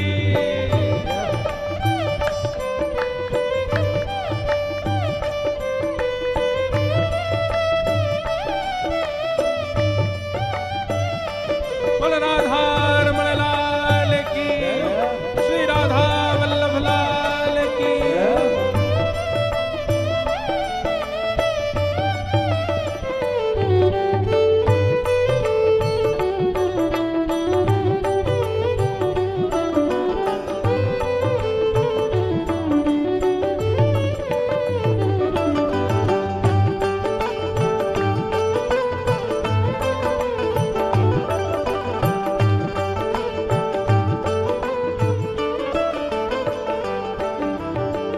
नंद जी को छोना देख धीरज धरो ना, नंद जी को छोना धीरज धरोना।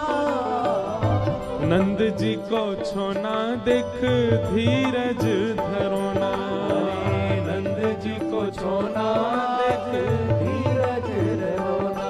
डारो ऐसो कछुटोना नटवर नटने, डारो ऐसो कछुटोना नटवर नट पे।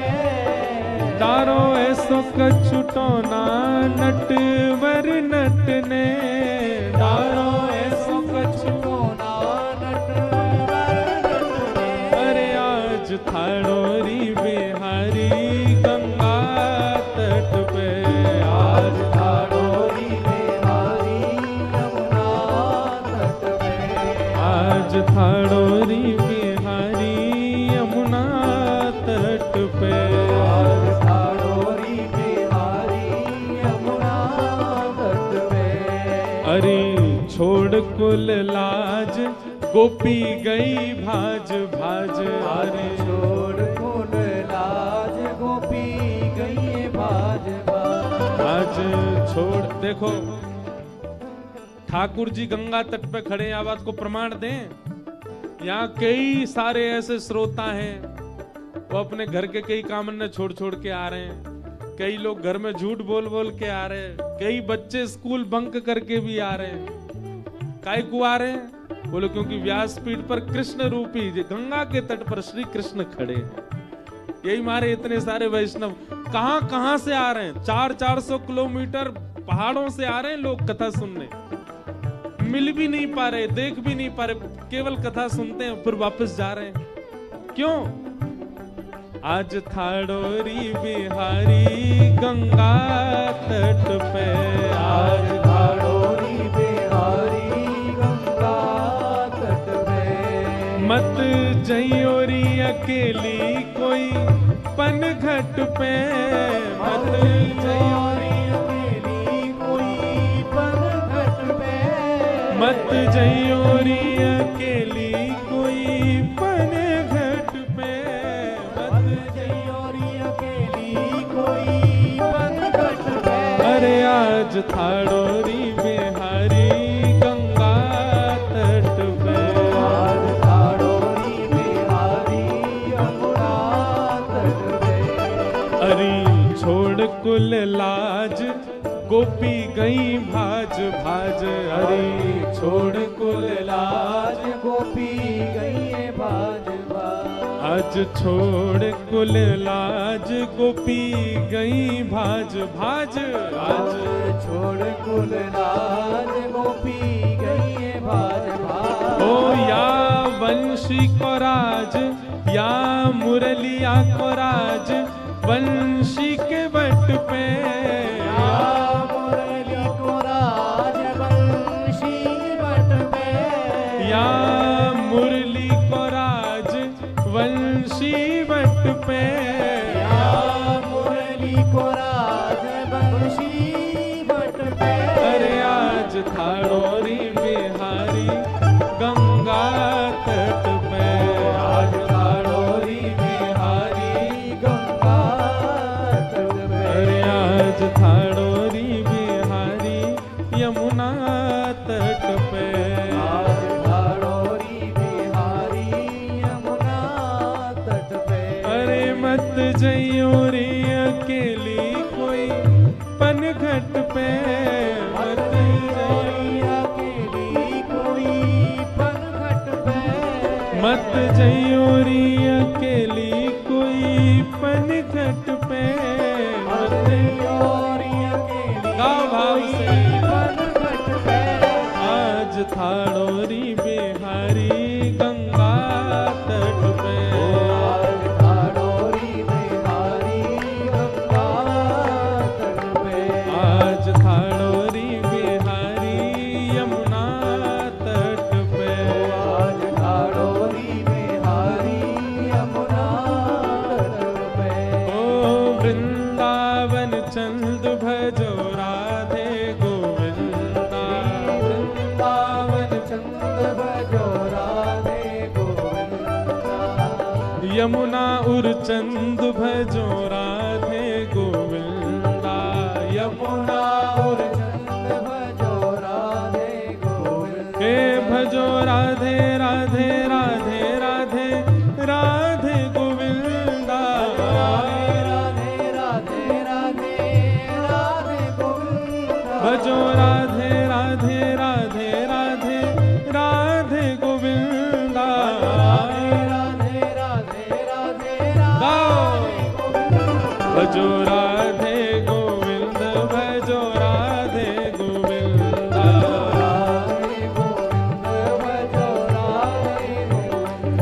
भजो राधे गोविंद भजो राधे गोविंदा, राधे गोविंद भजो राधे गोविंद। हे श्री बद्रीनाथ भजो राधे गोविंदा, श्री बद्रीनाथ भजो राधे गोविंदा।